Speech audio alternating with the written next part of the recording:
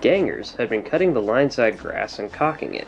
The Fat Controller sells the hay to hill farmers who want winter feed for their stock. At this time of year, when Percy comes back from the harbor, he stops where they have been cutting. The workers load up his empty wagons and he pulls them to Farquhar.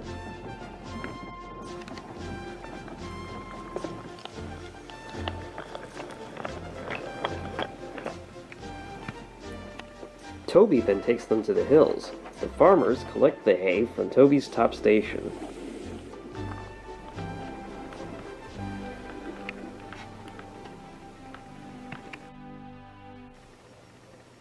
Whee! Percy gave his ghostly whistle. "Don't be frightened, Thomas," he laughed. "It's only me."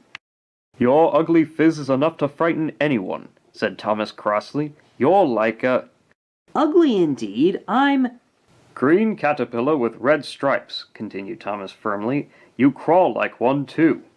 "I don't! Who's been late every afternoon this week?" It's the hay!"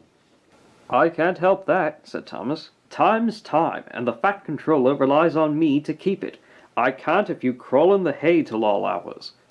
"Green caterpillar indeed," snorted Percy. "Everyone says I'm handsome. Or at least nearly everyone. Anyway, my curves are better than Thomas's corners." He took his trucks to the harbor and spent the morning shunting.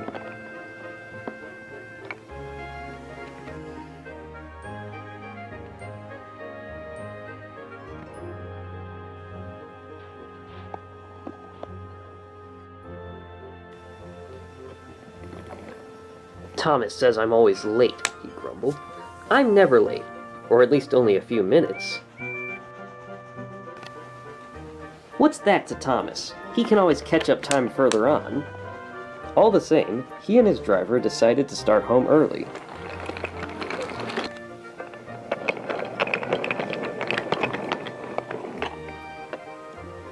It was most unfortunate that just before they did, a crate of treacle was upset all over him.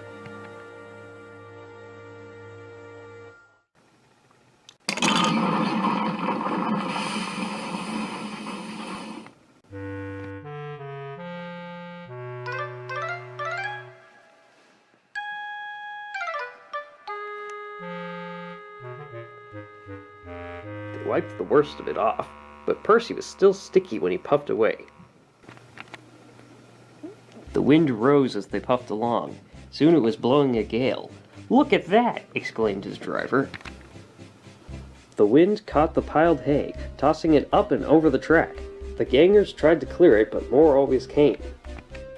The line climbed here. "Take a run at it, Percy," his driver advised. Percy gathered speed.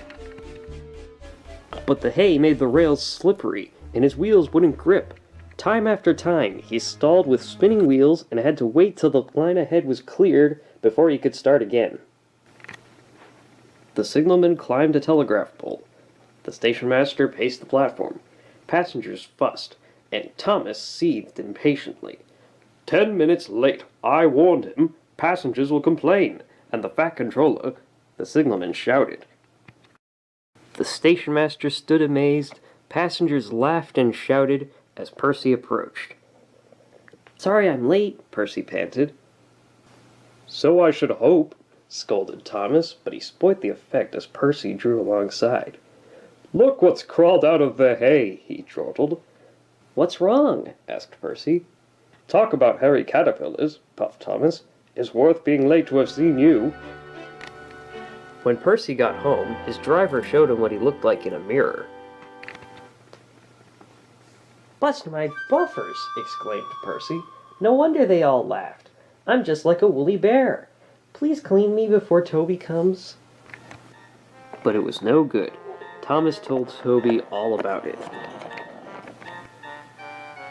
Instead of talking about sensible things like playing ghosts, Thomas and Toby made jokes about woolly bear caterpillars and other creatures which crawl about in hay. They laughed a lot, but Percy thought they were being very silly indeed.